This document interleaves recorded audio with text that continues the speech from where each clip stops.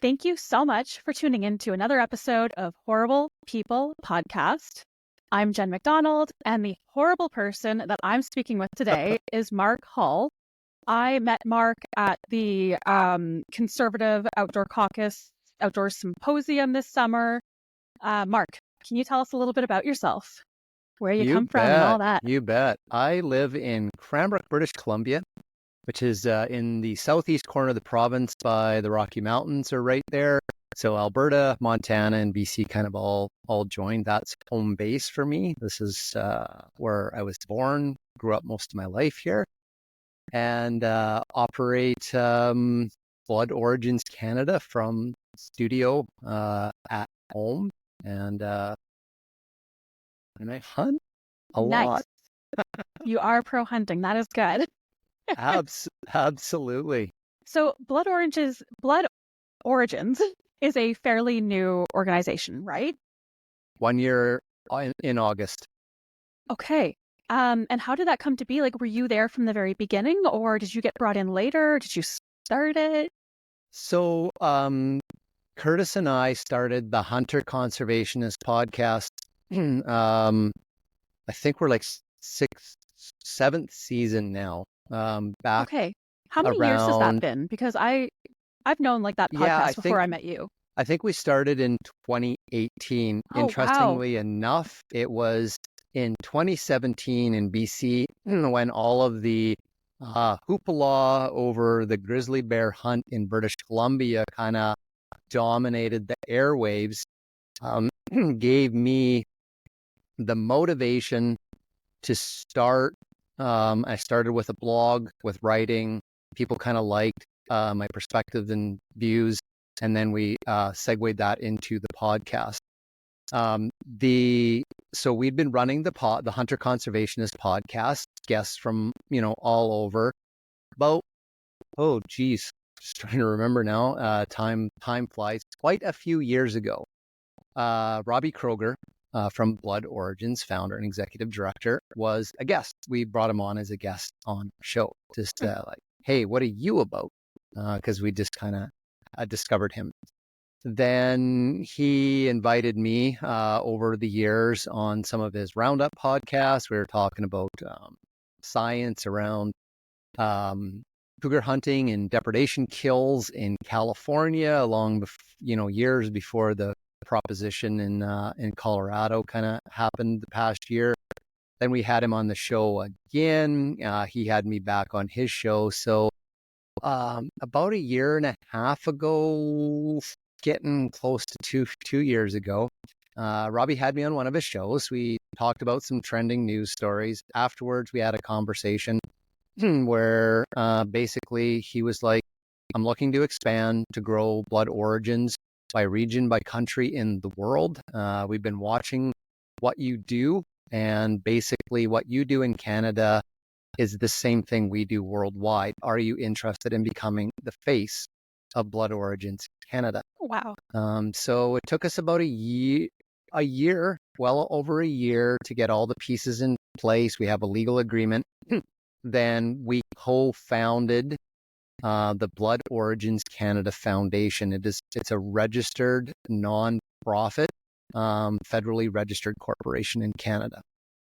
So we had to create the separate entity. So Blood Origins Canada Foundation is the full legal name. We're an entity in Canada, but we are essentially like an affiliate, a chapter, a branch, whatever you want to call it. We're part of the global Blood Origins family, and we were the first global expansion that is going to grow. You will see other people around the world start to become a face for their country or region like me. So we were the first step. Amazing. So we were also the guinea pigs to be like, how does this work? What is an agreement? Who does what? Will this kind of work? thing. So it, for the most part, it was super easy, super simple.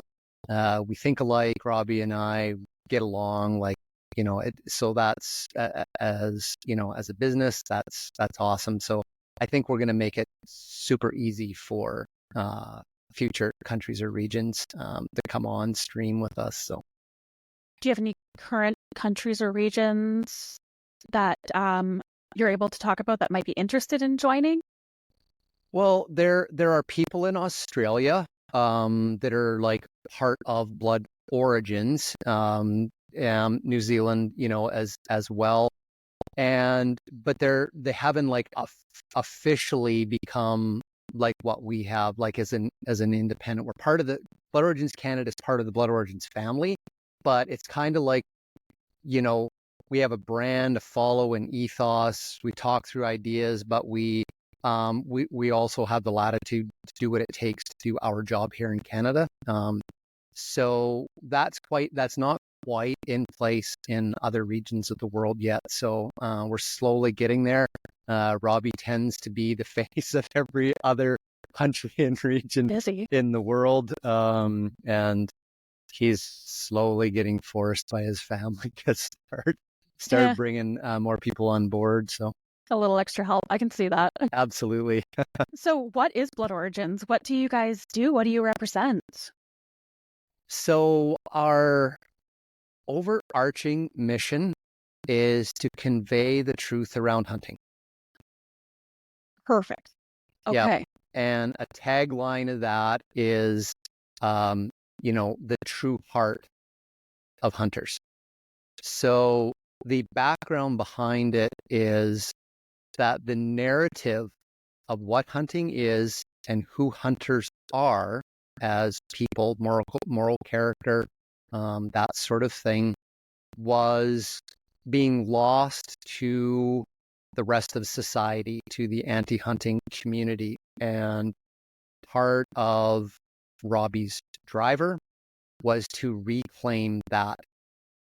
Hunters will tell the world who they are and what's in their heart, why they hunt, and we will work to convey the truth about hunting. Put out the facts, put out the information, put out the op-eds, put out the analysis of, hunting, and tell the true story, and combat myths and disinformation and lies about who hunters are and what hunting is.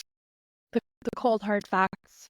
The cold hard facts. So, it's like, if you want to put it, like, we're like a media company. Okay. We're in that business of conveying information. A lot of the films are conveying information and facts through story that touches people emotionally and gets, the points across. But we're not in the traditional hunting industry space of like, here's the five things you need to do to get a big buck this year. The 4 mistakes that you're making goose calling this reason, the reason you're not going to bag a big Bruin this spring. What is the best bino harness of 2024? Like people love that stuff. It's important to making your decisions about hunting and being a better hunter. But like, it exists this out there. Space is out there. There's so many experts that are helping people from everything from, bootlaces to sighting in a rifle. But in order for all of that to persist in society, to accept hunting, governments to continue to fund and enable and make choices about utilizing their wildlife resource for hunting tourism for the people, we had to get into that arena and fight that. So that's kind of the space that we operate in. I think that's really important because, I don't know of too many organizations or pages or anything like that just, share the facts so that people that don't understand or don't like hunting can learn, like, factually who we are, what we do, why we do it. And also, I think it gives hunters tools to kind of fight back whenever they're being attacked by people that are anti-hunting. And that's a tremendous amount of, what we do as well, is putting stuff, information, perspectives, ways of looking at it to provide the ammunition to the hunters that follow us.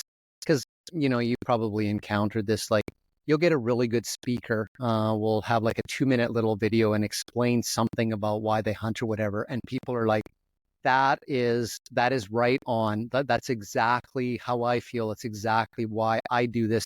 I just didn't know how to explain it or Yeah. articulate it right. There's a few key people out there that can pull that stuff together and put it out there in a way where everybody's like, exactly what he said, what she said.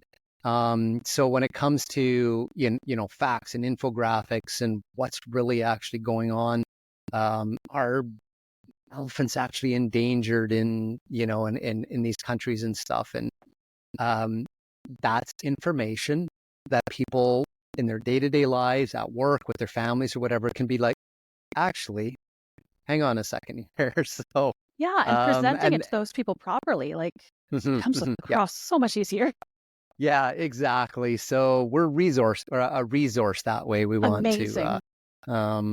to spread the information, because the real armies out there, like, it's like the generals, they're on the horses behind the front, but they've had to do everything to make sure organized, right formations, right equipment, right strategy, everybody understands. And then it's kind of a horrible analogy, but sort of like going to war, right? Like, if somebody's out there at the front going, well, they're charging at us, what's this pointy stick for?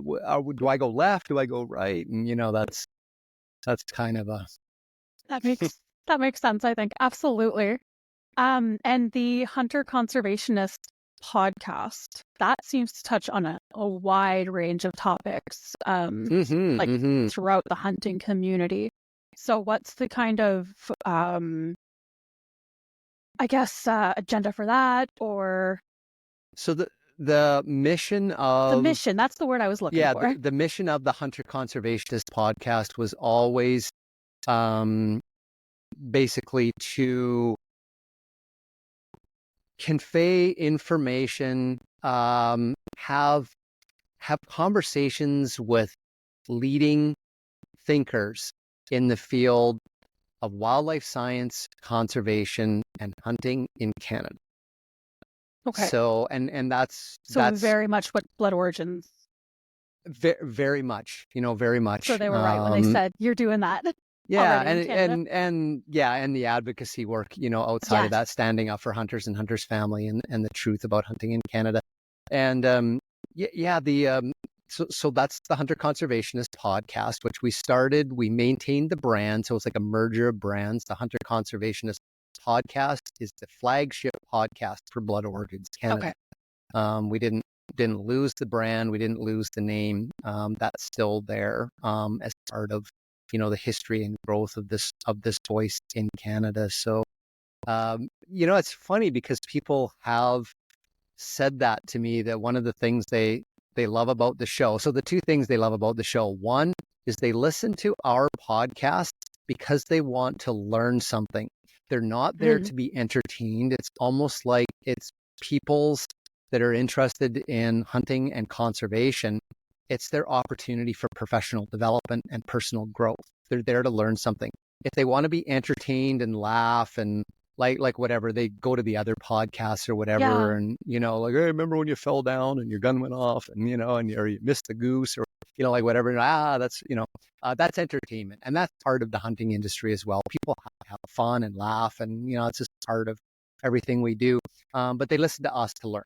And so we've taken that to heart. And the other thing that somebody has said, I never know what to expect when a new episode comes out from you guys. It's like one day you're talking about like trapping, and the next thing it's like somebody that keeps fit for hunting by doing yoga. It's just like, snowshoe hares or grizzly bears. It's just like it's covering everybody. It's everything. Great. And and we try to be coast to coast to coast because this is Canada. We've covered stories, Nunavut and seals in Newfoundland, and like literally everywhere. BC, everything. So I love it. I love it. It's a personal growth exercise for me too. Yeah. Like, it's like I'm learning. Every podcast is like a classroom, and it's like, wow, that is so cool. Me too. I mean, even when doing these interviews, I learned so much from literally every single person I speak to. Either it's their perspective or they're giving me information that I just didn't know. And It's phenomenal.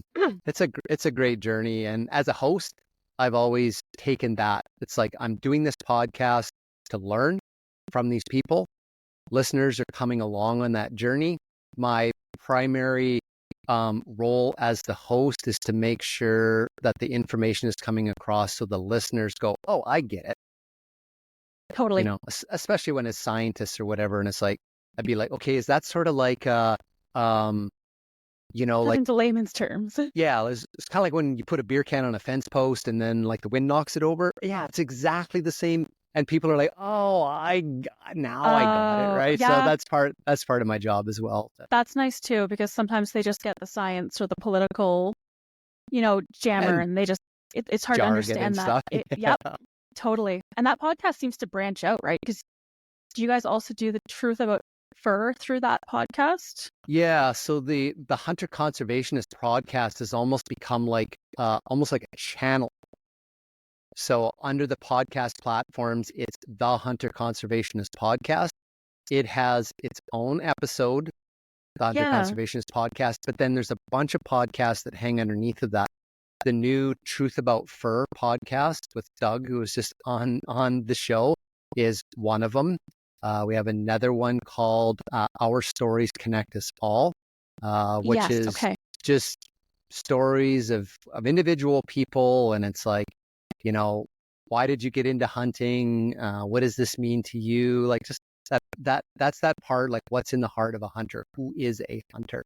That's that story. And through personal experiences of others, where we connect as people, because we see ourselves in others when those stories are told. We have the Around Canada podcast, which is like a news show. What's been going on in Canada in wildlife conservation and hunting, and we just cover all the trending news stories. And it's a place that people can come in 30, 40 minutes to 60 minutes.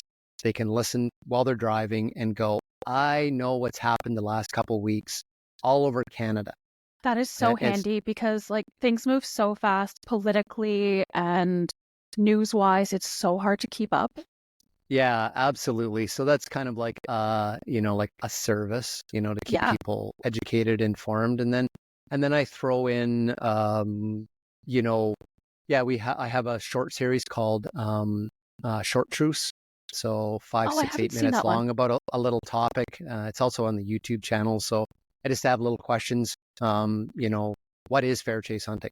And then little 5 minutes, on that. So they're just again, short little pulses of information where people can go, oh, that's a good explanation of trophy hunting or, predator management or this or that. And 5 minutes, they can then, again, arm themselves to talk to their friends, family, and coworkers.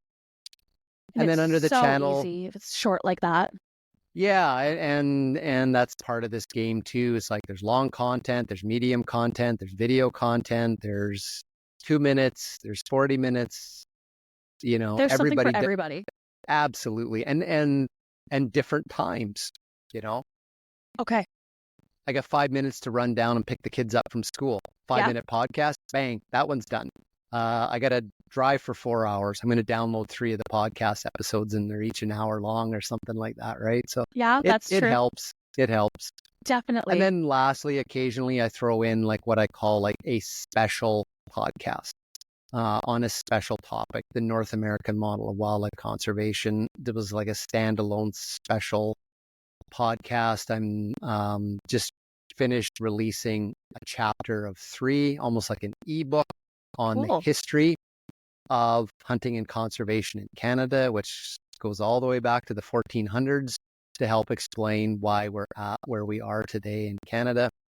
And I have a new one that'll be coming out probably in about a month, which is Canada's Conservation Heroes. Oh, very neat. Okay, I can't wait. What's that one going to be? Are you able to sort of give us more detail about that one? Yeah, the background on that one is in the broader hunting community, if you ask any Canadian, name a key figure in history who was important to the history of conservation and hunting, they will all name Americans. Theodore Roosevelt, Aldo Leopold, all these names will come out. And it's like, yes, they were leaders. They had a huge influence on hunting and conservation in the United States. Some of them did influence policy and people in Canada, and there were people in Canada that collaborated with folks in the United States. There was actually a secret society of wildlife biologists that wanted to improve people's understanding of conservation. Aldo Leopold was that, and there was actually a Canadian scientist professor from the University of British Columbia who was in a secret society with Aldo Leopold. So, there's in my mind, Canadians can't name Canadian conservation heroes. So I'm like, we did a lot of things that actually changed the course of North American conservation and hunting history. And we collaborated with Americans on stuff, but I wanted people to understand who are the Canadian giants' shoulders who we currently stand on.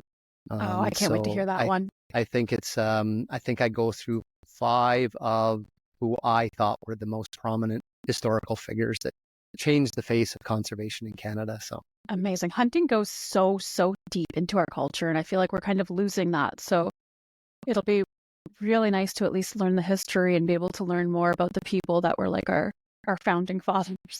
I think so, and that's one of my goals, and it's important because we do have to know our roots. We do have to know our history to explain why, or understand why we're at today, why certain things are happening.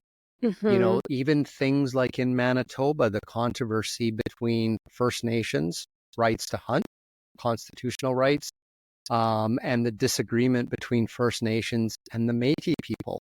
It's like that conflict goes back 500 years. It's like, if you don't understand the basis of the beginnings of Canada, it's very difficult to understand where we're at today with some of these things. So I just think it's important, and I hope people that listen to it find that important. Steve Rinella is like super good at diving into like the history of hunting and conservation in Canada, or in the United States.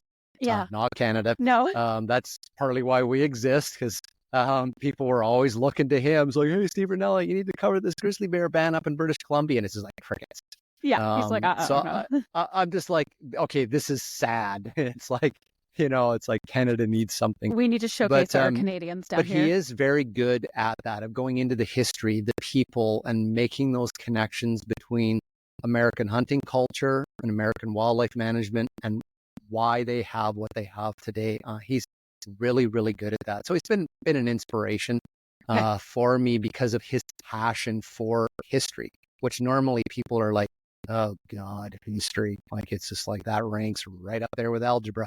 And he's brought it down to go like, no, this is your responsibility as a hunter. And if it's tied into something you're passionate about, like hunting, I think that makes it way more interesting. Absolutely. So that's what we do on the podcast front. I love it. So you did mention something about trophy hunting, and that's what I wanted to kind of touch on there. I know that we're, having issues with being able to bring in trophies. Is it into Canada or the States that they're prohibiting bringing in trophies from, like, if you go hunting in Africa or... So Canada brought in legislation earlier this year. The federal government amended kind of a weird, innocuous little regulation on the importation of plant and animal part regulation. So that's just something like this. Plant and animal parts, like, across the board. And so what they did is they specifically amended that regulation to prohibit Canadian hunters from bringing back ivory or horn from Africa. So in other words, that ends the ability of a Canadian hunter to go to Africa and hunt, do conservation hunts for elephants or rhino, and bring their trophy home. And it's so important for those communities that they're going into, right? The hunting, I mean, it feeds their economy. It, like you said, is conservation, species, population Absolutely. control. So are they going to see a huge hit from this, a huge impact to their economy and the population of... I think the big thing about it is Canada's not the driver for international hunting. Fair. Okay. The Would you say United that States are. okay. American hunters are. They're the largest hunting community in the world that travels all over the world and hunts and supports economies from Pakistan to Wow. Africa to, Borneo, everywhere, right? And so the greatest amount of imports of trophies, animal parts, is to the United States. Interestingly enough, Canada is the largest global exporter of trophies to the United States. 43 or 46% of the global exports of trophies from hunters come from Canada. And the second country is South Africa at 26%. So a big, big gap. That is huge. So, in the sense of the big game animals in Africa, the Cape buffalo, the leopards, the elephants, the hippos, those big animals, the rhinos, Canadian hunters were very, very small. And the federal government cited one report that was done on South Africa and said Canadian hunters only made up 6% of the hunting tourists in South Africa, most of which they hunted were the plains game animals, the antelopes and that sort of thing. And so the big five were a lesser part. So it's okay to ban the import of ivory and horn for a segment of Canadian hunters that really don't do anything for the African, economies. And I took exception to that because, one, they only cited one country in the largest continent on Earth, and said that justifies it, at 6% of the hunters, and so it doesn't matter to ban. The reason they wanted to ban the imports is because the leading impact of to populations of animals in Africa was poaching and habitat loss. Okay. So why is banning the imports of well-managed, government-sanctioned, sustainable hunting practices with community and conservation benefits and going to do anything for poaching and habitat loss? It's exactly the same argument with the gun control, right? I was just going to say, it must be the same reason that they're banning guns. It's like there's just something in our federal government's mind of this is how we solve problems. And the other reason I took exception to that was, one, going after those hunters in Canada is not going to help wildlife conservation at all. If anything, it's going to hurt it because of, the loss of revenue. And if the mindset is it's okay to ban or impact hunters that make up a small proportion of the hunters in the African hunting tourism industry, then what does that say about hunting in our own country? If 6% of the hunters in South Africa were Canadians, and that's okay to ban their imports, Canada-wide, I believe hunters are only around 2 to 4% of the population. Yeah. Like that to me sets the stage to say, hunting in Canada, you're just such a small portion of the population, and it's we can easily cut you all off.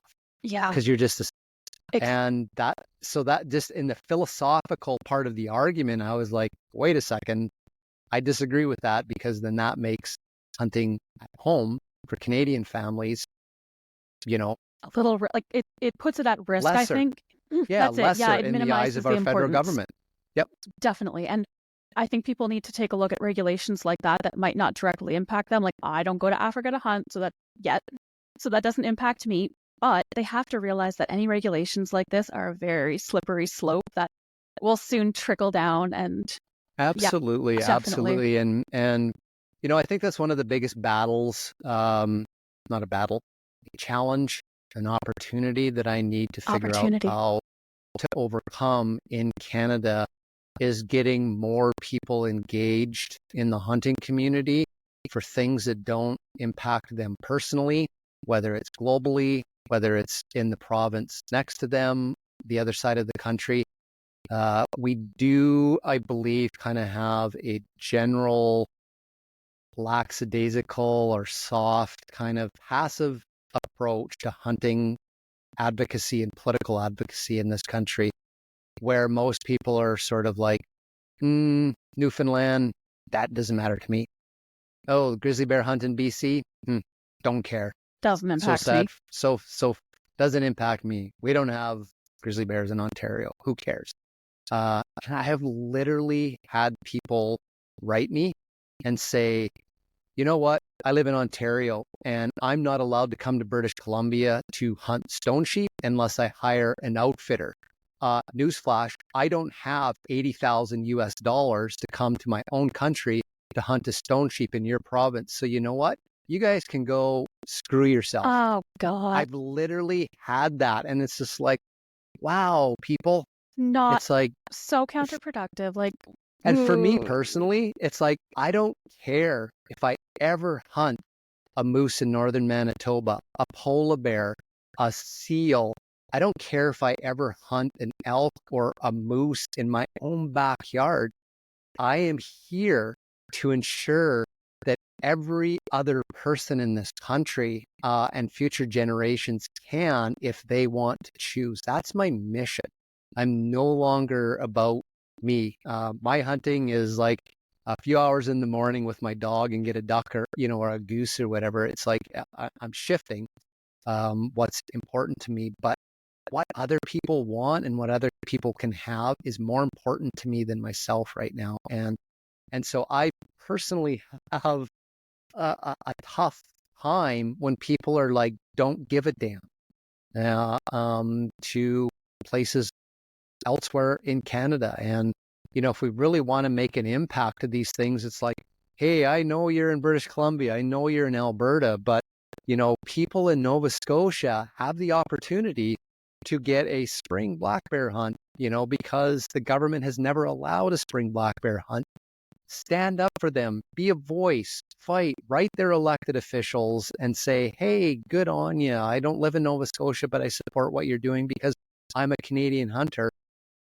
It's hard to get that. To get that message happening. out. We're such a small group of people nationally that we have got, like, this sounds so cheesy. We've got to stick together. We have to work with each other, support each other. Like you said, yeah, province wide. If it doesn't impact you yet, it's going to. Yep. You're going to. And that's a tough mess. And, just to be fair, I mean, this does happen in the United States.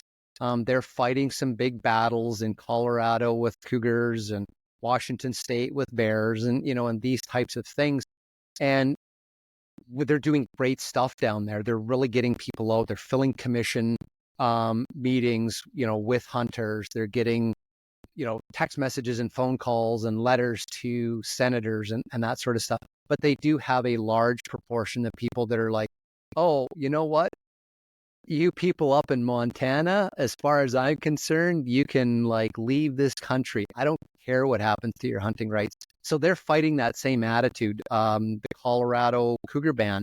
I mean, cougar hunters, hound hunters are a small part of the population, and there's a bad attitude in American hunting culture towards people that hunt with dogs, and especially predators. They're like, no, what they do is wrong. So they have their problems, but it's a numbers game. If 2% of the American population says we're going to stand up and fight for hound hunting in Colorado, that's like millions of people. If 2% of Canadian hunters stand up and say, hey, I'll stand up for grizzly bear hunting in BC, that's like 50 people, right? Yeah, if you put it like that, that is so true. So, and Robbie has told me that New Zealanders are the same as Canadians. Very politically passive. They'll get very angry, about things on Facebook, and they'll be like, on Twitter and all that, and all this kind of stuff. But when it actually comes time to hey, put give your us money some where your money mouth to put is. up a billboard, go bombard your elected officials and say, no, bow hunting is ethical. Duck hunting is ethical in Australia, or whatever, or New Zealand and that sort of thing. And so New Zealanders, they're passive like Canadian hunters. They just don't take that step to say, like, I am going to rattle the foundation of this institution to fight for this thing that I believe in and that is good. Canadians are just kind of like, oh well, that sucks. We'll just kind of roll over. Yeah, and I totally on the gun side experience that whenever I'm trying to encourage people. Whenever the atrocity that was Bill C-21 that was going through, I was like, guys, like, write your MPs, write all of the MPs, write people on SAQ, like, write your senators. And people, well, like, it's going to go through anyways. There's no point. It takes 5 minutes to just, and like, you'd have templates and stuff, copy, paste, send, just do something instead of just complaining online, because that's not going to do anything. Yeah. And, I think there's a few reasons. I think one of the differences between us and the United States, when it comes to caring, beyond your borders, howl across the borders is the catchphrase that Charles and I kind of coined about a year or so ago. Howl across the borders? Howl across the borders. So basically, it's like hunters stand up for hunters and hunting, and we just ignore borders. Doesn't matter if it's in Canada. Doesn't matter if you live in Florida and it's in Washington. Just erase these borders and defend and stand up for hunting. So, but one of the big issues I see is the United States has the federal public land system, which was a big thing that Theodore Roosevelt was in administration, that created this system of federal public lands administered by the federal government. So those are lands that belong to the people of America. If you live in Florida and there is federal public land in Montana, you are, as a Floridan, an owner of that federal public land. You can drive to Montana, buy a non-resident hunting license, and if there are non-resident tags, you can just walk onto federal public land without a guide and hunt.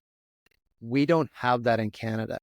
We have our crown land, our public lands in each of the provinces and territories, but it is ministered, that land and hunting and access to that is ministered by the province or the territory for its residents. And again, history, this goes back to the British North America Act that was signed by the British Parliament of the division of powers, where the provincial and territorial governments were given powers under the B&A Act, which sort of became the Constitution, for its natural resources. So the province of Alberta has the right to manage its wildlife for Albertans. Okay. So that difference of not being an owner of land in Alberta when I live in Nova Scotia and I can get an over-the-counter tag and go hunt those big mule deer, or whatever. So people are just like, don't care then. That's true. It makes it really hard to erase the borders. So I think that's a barrier. And I also just think it's cliche, but Canadians are just like too darn nice. And when it comes to like putting yourself on the line to fight for hunting and wildlife and conservation and land access, we do just kind of give up. And I see more and more hunters in this country having a defeatist attitude. I just literally saw one the other day about hunting in northern Manitoba and this conflict between Indigenous rights holders and, resident hunters. And somebody was just like, threw in the towel, like, writing's on the wall. This is going to this is the beginning of the end, I think they said. And I'm like, it's just such a defeatist attitude. I talked to a president of a hunting organization near where I live, and he's same thing, trying to get his membership fired up. And literally people just going, you know what? We've been doing this stuff for like years and years and years, writing the government, going to elected officials, signing these petitions, and nothing has got any better. Look, I don't care anymore. I'm just going to ride this out and hunt for myself. And when they ban hunting altogether, I'm done with it. I had a good run, and I'm just going to go do something else. And that attitude is existing there in Canada. And I'm like, I am so I can't do that. opposite Yeah. of that. I'll fight to the When I bitter first end. started working with Robbie, one of the things he said is the founding ethos of this organization globally is this concept. I second. I don't come first. This is not about me. It's about Okay. you. That's I'm how second. What I get, what I think, whatever is secondary to our job is to put Canadian hunters first, others first, future generations first. the bigger And picture. there's nothing in it for us. And I tell you, hunting opportunity for Canadian families and the future of it for Canadian kids is my hill to die on. If I have to be the person in my old age that people are going like dragging somebody off of an airplane, kicking and screaming or whatever, and like our trucker rally like leaders that are being drugged through federal court because I want to stand up for Canadian hunters, it's like that's the hill to die on. That's if this goes that way in this country, like I will be that person, and because I believe that much that everyone else should have this right. I think if more of us felt that way, we would be a formidable force for 100,000 people in Ottawa saying, no, you need to reverse this. You need to stand up for this, or we're here to shake the foundations of this facility. Like, that's it. Like if they're pushing through absolutely crappy, destructive regulation and they don't hear peep from the communities that it's going to impact, they're going to think, well, they don't care and it's going to buy us votes, so let's push this through. Let's do it. Yeah. Let's run over people on the street because everybody on the sidewalk is cheering, kind of thing, right? Yeah. Like, the parade float just ran over that kid. Like it's like, gotta messed up. No, totally. Yeah. Do you think that the current government clearly either doesn't understand or chooses not to understand the importance of hunting and hunters in Canada, it seems? Do you think that's going to be a trend going forward? If we get a new government in power next year or whenever there's an election, how do you see things going in the long run, like personally for hunters? I mean, it just always feels like we're under attack no matter who's in government. They're just sort of slowly chipping away at us. Not saying that's a reason to stop fighting, but it just always seems like, we're not safe no matter what. And I think that's a reality of the world that we live in. Like that's not going to go away. And I don't necessarily think it's like hunting itself or hunters themselves that are being attacked. We've evolved into a society that needs to unleash on something. People need to unleash like such levels of animosity and hatred towards something that they know they're not going to get canceled for. So hunters are just an easy and convenient target. The fact that we kill animals, some of those become antlers that hang on the wall, that's a bonus. Hey, even better. But you're a minority that that for the most part in this country does not represent an ethnic segment, and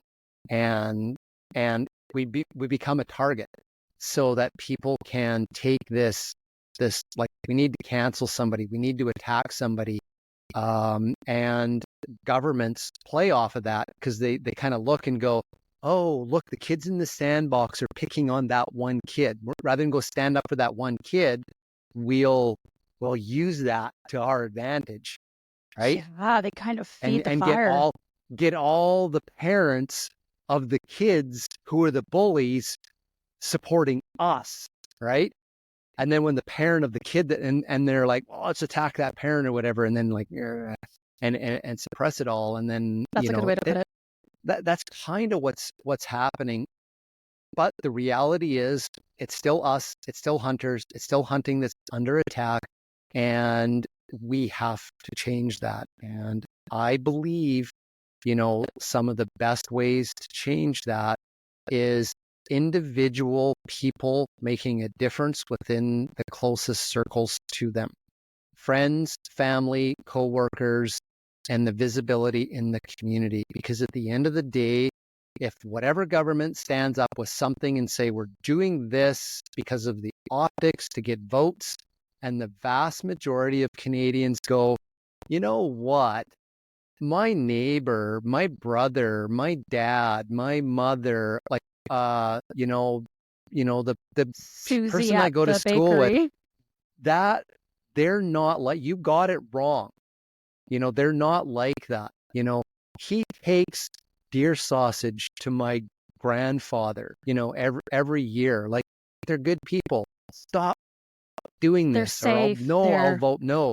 And it's like, that's the critical mass we need. We need the general public to understand who we are, what's true, the true heart of a hunter, to know that we're good, people of good character, of good moral standing in the community. And, if we can include elected officials, MPs, MLAs, in that as well, that's, to me, the biggest difference going forward, where these contrived narratives about good versus evil, and a minority group that's easy to pick on, just isn't going to fly with the Canadian public. Definitely. And I think what you guys are doing at Blood Origins gives people the tools and resources to educate their friends, family, general public. Because, yeah, like you said, if the general public is aware of how they're being misconceived, fed misinformation, then they're going to be able to say, like, no, this isn't right. We're not going to vote for this. Yeah, that totally makes sense. Yeah. And I feel like I see oh, sorry, go ahead. And, part of it too is like, that's advocacy, that's politics, that's PR, that's marketing, that's purposefully having to make an effort for those things outside of sitting on a hillside with your glasses looking for a deer, right? And trying to get hunters in this country to say, this is the complete package, the complete responsibility I accept. When I get a hunting license for the year, I have to do both these things. I have to educate myself. I have to advocate. I have to be of good moral character. I need to talk to people about this. And then at the end of the day, yeah, I can leave that behind and just go lose myself in the woods, and look for a deer, look for a grouse. That's okay. Just forget about all of this stuff and then go enjoy what you do and what you love about hunting. But then there's a time and place where you can't always just go, God, I hate this politics stuff. I just want people to leave me alone and go hunting. Great. So do I. But that's not the world. We need to stand up for ourselves. Otherwise, you're the kid that's getting beat up in the sandbox and you say, oh, stop, leave me alone. I just want to play with my truck. It's like, no, buddy, stand up and punch him in the face. Exactly. That's it. You have a higher responsibility if you want to protect what you love so much. No. And turn it on and turn it off. Because when you get heavily involved in this advocacy side of things, it's very powerful. It really gets at you, and it can affect you mentally, and it can actually ruin your hunting experience for you. It's really something you have to learn to become a strong advocate, a strong ambassador for hunting, and then be able to like turn it off and just say, this weekend is just about me and my family and having a good time and doing what I always do. And then Monday morning, turning this switch back on. Politicians have to do the same thing. If they go home to their families and go, oh, and then they said this in the house and that, and like, like that or whatever. Be out of there so quick. It's like, you know what? When you're done office, give us a call.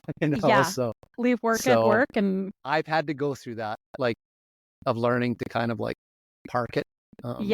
Me too. Absolutely. Sometimes, even then, like sometimes people make comments and it's someone that it's not that you're not going to change their opinion, but it's like, pick your battles kind of. I'm like, I'm not going to, school them on this one thing that they said. Cause like, whatever. No, it's true. It's true. Yeah. So totally. It's fun.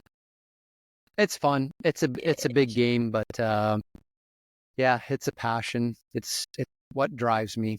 Good. Clearly. Absolutely. And I mean, I feel like it's sad to watch our own community almost like eat each other, whether it's, black guns versus woodstock guns, or modern Mm-hmm, sporting mm-hmm. rifles versus hunting rifles, and hunters versus sports shooters. Like, you hear the term FUD come up. We're FUDs, yeah, to I some. mean, yeah, that's it. Like, I found it very weird that I was referred to as a FUD once, because I was kind of going against what somebody was saying. And like you said, it's an emotionally charged response. People have to have someone to attack, something to attack. So Yep. the Yep. FUD might be that. And I'm like, dude, I used to shoot IPSC, I sports shoot, like whatever. I'm not a FUD. So how many people are being called FUDs, if that's even a thing, when they really aren't? Yeah. Yeah. And yeah, I mean, that's a division, in the firearms owner community. If you break down, you've probably got divisions within the sports shooting community as well, between handgun owners and long gun Oh my owners, and gosh, they're even the probably at each sports, other. like IPSC and IDPA, two different like sports, and all in good fun. The IPSC guys make fun of the IDPA guys and vice versa. Yeah, I mean, that happens in Different sports story. or whatever, but at the end of the day, sportsmanship wins, and your team helps an opponent off the field or whatever. Those those sorts of things. The hunting community has its own divisions. There are people that within the hunting community don't like baiting, they don't like grizzly bear hunting, they don't like the use of hounds. And so they're all, like kind of divisive, that way as well. It's probably a topic I'm going to talk about maybe on one of the short tooth Cool. podcasts. But I think I've really figured out where division comes from, and why we have this segment in our own societies that like to eat our own and attack our own. And it actually comes back to basic human philosophy, in that we all, as human beings, need certain things in our life to be fulfilled people. We all need to have certainty and stability in our life. We all need to have like a little bit of variety. We all need to experience love, and we all need to experience some type of personal growth. And we all need to be able to, at some point, give back. Yeah. And the basic, there's, like basic human needs. If you are and you can fulfill your needs doing positive things, or you can fulfill your needs by doing negative things. To your brain, it doesn't matter. One of the basic human needs is significance. People like to feel important. They like to feel significant. And that's not a bad thing. It's just we all like to, once in a while, like, hey, good job. Look what you did. You made a big difference there. That does make us feel good, right? But as far as a human need goes, you can achieve the feeling and satisfaction of feeling significant by doing positive things. And you can do it by doing negative things. To our brain, it doesn't matter. It's getting the signal of significance. I'm important. And there's a saying out there: men will die for significance, right? Like, it's like they will just do something so stupid, So dangerous. kill themselves, and afterwards knowing that all the guys are going to be like, yeah, buddy, even if they're not around to experience it. He sent it. What a What epic. a champ. Yeah, great. Killed himself, but so like, people will do that. So, part of this is a horrible thing, but it's a little bit of side thing.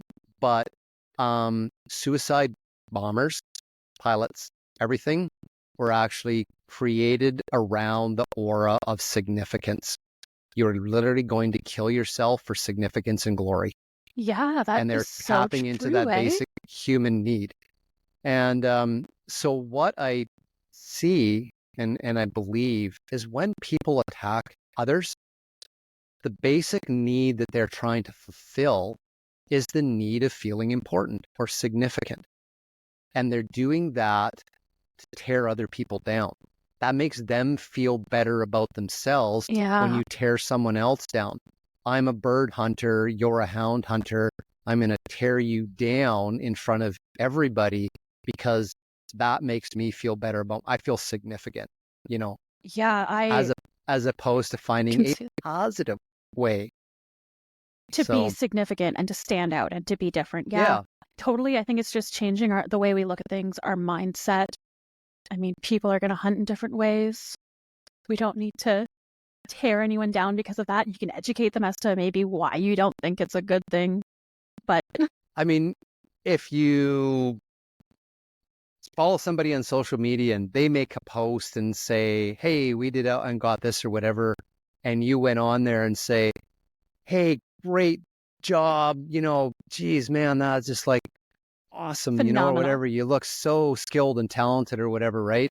And the person's like, hey, thanks, that means a lot, I worked really hard at this or whatever, and you might feel some significance from that, like you feel important because you did. Well, that's like a positive way of filling up your tank of, I need to top up my significance, I feel like that's so much healthier to build everyone up instead of just like it is thinking tearing others down is going to build you up.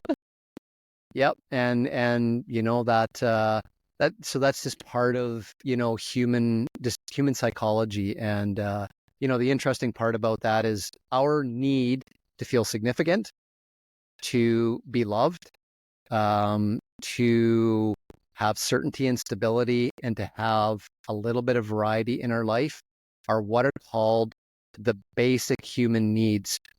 If you are living day to day to just barely meet the needs that you have there, you're just surviving day to day.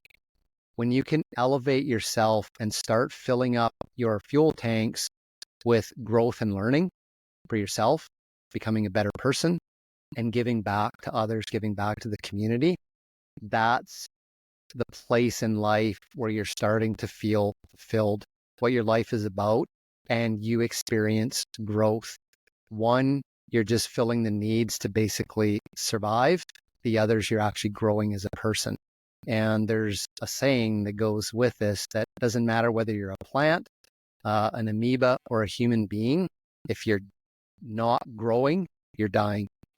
And people that are tearing each other down in this community, I believe, are struggling as people. They're barely surviving, day to day. And so that's one of their needs, is to go on and thrash other people in their community. That's it. And as much as I hate to have sympathy for anybody that's going to make anyone else feel like complete garbage, I do also have to think there's something going on in their personal life, in their head, whatever. Something's not right, and that's why they feel the need to lash out at others.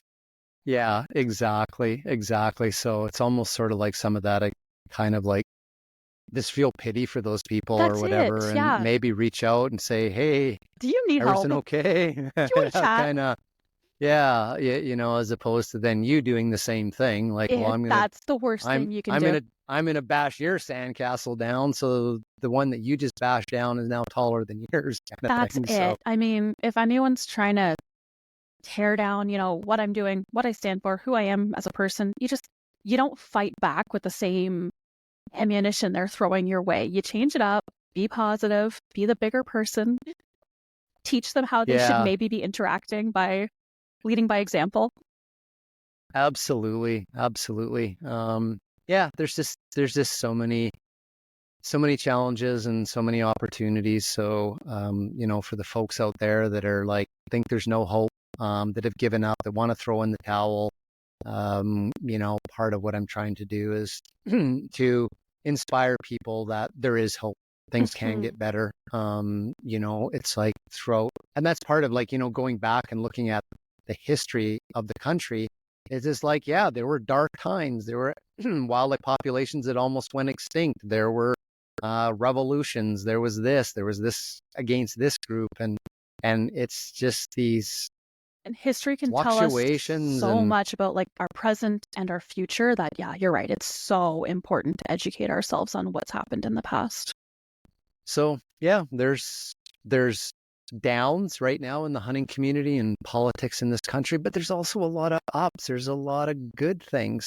wonderful things that, are still available, to us in this country and worth celebrating. Yeah. And there's things that we have to work hard at, things that are in a bit of a downturn, but in 50 years from now, we might look back and go, hey, remember when we fixed that problem? Exactly, for sure. And it'll happen. Yeah, definitely. I think so. I mean, we've got a lot of new people stepping up to the plate, showing the world who and what hunters are. A lot of organizations that are, growing and trying to incorporate a more positive approach to sharing what hunting is. So yeah, it's going to get better. People just need to work together, not be, jerks. Keep positive, at it. Keep at it, keep fighting. Keep at it, keep, little wins, little victories, support each other. Totally. Look far out as opposed to just immediately what's happening right now. Look at the big picture. Yeah. And look farther forward. So everybody says, oh, we should do this, for the resource or for the kids or for the grandkids. It's like, yeah, we should. So actually do that. Act now for your unborn grandchildren. Yeah. Actions speak way louder than words, and there's so many reasons hunting needs to exist. I can't believe that I've already commandeered an hour of your time. That went by That's awesome. freaking fast. Oh, great conversation. That was and now so people good. can go, what a horrible person he is. Oh, yeah, you're the worst. I know. Clearly. It's an honor. Well, honestly, thank you so much for this. I have to have you back on sometime because I have so many more questions. Absolutely. Good. Okay. Absolutely. Anytime. Love it. Love what you're doing. I love the brand. Love the branding. Oh, thank you. Yeah, it's the oxymoron almost. I hope, anyways. Yes. I'm not fooling you guys. Horrible hunters are not so horrible. That's it. Exactly. Oh, amazing. Well, can you let people know where they can find you? Because I think it's extremely important for people, like, not just saying this, I think it's really important for people to check out Blood Origins and what you guys are doing. Yeah, absolutely. So the global organization on social media is just Blood Origins. Bloodorigins.com is our website. There's all types of stuff you can get involved in there and supporting the work that we do. And specifically in Canada, it's Blood Origins Canada. Blood Origins _ Canada is social media. And on the main bloodorigins.com website, you'll find under affiliates, you'll find a little bit about us in Blood Origins Canada, who we are, what we do, our podcast that we talked about earlier. And that's where we live. I love it. Thank you so much. I think this was a really good conversation. I think this will be a really good eye-opener for everybody that was able to join us on this little journey. Just like our Hunter Conservationist podcast, we covered a range of topics from ear to ear. People are going to get whiplash. Whoa, what just happened? Yeah. Well, I hope everyone enjoyed. And thank you so much again. You're welcome. Anytime.